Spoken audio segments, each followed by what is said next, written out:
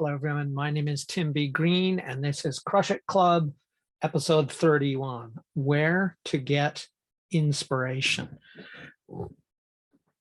I don't know why I always have to adjust at the beginning, but I just seem to. Trying to get that title behind me. I'll eventually learn overlays. Until that happens, deal with it. This is what you get. So this is a topic that's really near and dear to my heart. And because I'm a lifetime inventor, literally a lifetime inventor for as long as my mom can remember or could remember, I asked her many years ago, so when did I start destroying toys and trying to understand how they worked? Because it started out when I was young as destruction. And she said, as long as I can remember. So I've been doing creative stuff and some destructive stuff since I was a young child. So for me, creativity is second nature. But what I've realized over the years and looking into things, there's an excellent book. I can't remember the author's name right now, but it's called Group Genius, which really brings it out and really describes that genius, as we call it, tends to be a group effort, even though many times a single person gets credit for it. Let's talk about the light bulb. Well, you know, we all think Thomas Edison, or some of us think Thomas Edison, but that would be wrong. He was the person to have developed and commercialized it. In the book, they talk about how he bought some patents from some Canadians. I'm Canadian, so I'm proud of that. But that, in fact, the light bulb, among many other inventions, most of the world-changing inventions, was reliant on the work of others, the same way that Newton said, if I have seen so far, it's because I stood on the shoulders of giants. That's true. Like anything comes from somewhere. It doesn't come from nowhere. Excuse me. So to that end, the short answer to the question, where can you get inspiration? Where does creativity come from? Where does inspiration come from? And I'm speaking mostly in terms of social media content, but it really applies to anything. Your environment. So this is a good reason that you should have a varied and rich environment. The reason you should pursue things that interest you, even things maybe that don't interest you, but you know nothing about. Anytime you can sort of break that pattern, get that pattern interrupt, it's new exposure to your brain for new ideas.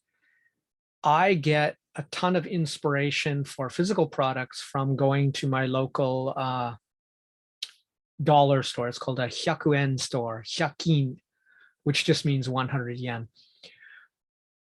But that's really where it comes from.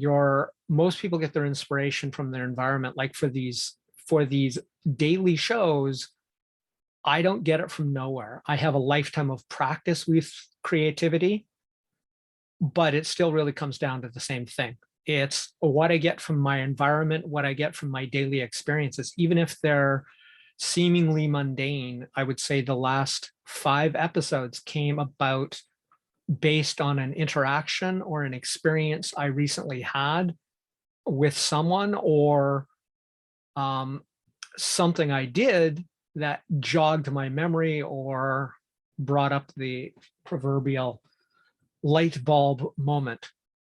So that's most of it. Now, I'm going to get a little neuroscience-y on you here and say, while some people would think it's you put it out into the universe and you think about getting it all the time and that works, I'm going to say, well, no, that isn't actually how it works. There's no science to support that.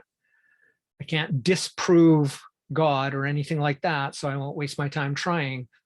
But I can prove that a couple things go on. First of all, your brain and your body are kind of a two-way system. It's what one of my university professors called a false dichotomy. It isn't like, here's your brain and here's your body. Your brain has nerves, or your whole nervous system. Your central nervous system tends to be your brain and your spinal cord. And your peripheral nervous system is all your other nerves in your body. But if you think of it as a whole system, which it really is, a lot of researchers have shown that your gut has a lot of neurons. No, this doesn't mean trust your gut except under specific conditions, which I'll cover in another video. Most of the time, your gut is absolutely no smarter than the rest of you. So if your brain doesn't know it, your gut doesn't know it either, typically. We'll get into detail another time. But here's the thing, because your body and your brain are basically one system or are interdependent, here's where my argument is in the center of most of the work I do, which is around every fucking day. People spend all their time doing mindset and other things, and I believe very much in mindset. I talk about it probably more than I talk about anything else, but mindset has to become action. So this goes along with the environment. Part of the environment is your immediate environment, literally your body. So by me doing a video every day, my brain and my body, and in particular, one area in my brain called the reticular activating system, it's the part that sees lots of stuff in the environment. You see a ton of stuff in your environment, which your reticular activating system goes, this is important for survival or some other reason. So I'm going to let Tim see that consciously. I'm going to let any person see that part consciously. It was always there in your environment, like my glasses touching my face. I don't feel them. Why? It's not important to my survival. My reticular activating system goes, safe to ignore that stimulus. So I never feel my glasses, except when I talk about them. Same with you. So this goes for creativity too. So by me saying every day I'm going to do a video and thinking about it, and at least as important, but probably more important, the doing of videos, the doing of creativity, engaging in creativity, doing actions like this video. The physical side influences the mental side of the central nervous system. Therefore, my reticular activating system gets the message, and that message is notice things that can be used from the environment outside of myself. Notice things in the environment or in experiences that Tim has that may be useful fodder, may be useful inspiration or topics for his daily videos. So by doing the daily videos and by engaging in and thinking in, and as I like to call it, swimming in it, the stuff you're trying to do, that tunes your RAS to notice things you didn't otherwise notice. It isn't the universe sending you messages. It's your own brain saying stuff that was previously ignored is now relevant because you have deemed it so consistently, ideally, EFD. Okay, so that's really what this episode is about. Bottom line, your environment and how rich you make it, how you treat your environment, how you treat your everyday experiences is, hey, can I use that? And most times for me, it's the reverse, not because I'm special, because after doing this 31 days in a row, my brain is literally in the habit of identifying next themes, next topics. And I've already done this with 161 articles, so I got the practice there too, but it's the same thing. It's, I have an experience or something in the environment, clicks off, like making peanut butter, reminds me of a video I long forgot and have since re-recorded. That's all it needs to take. So make friends with your reticular activating system, your RAS, somewhere kind of in there, I believe. And pay attention to your environment. Think about, have the mindset that I have everything I need. I simply need to recognize it.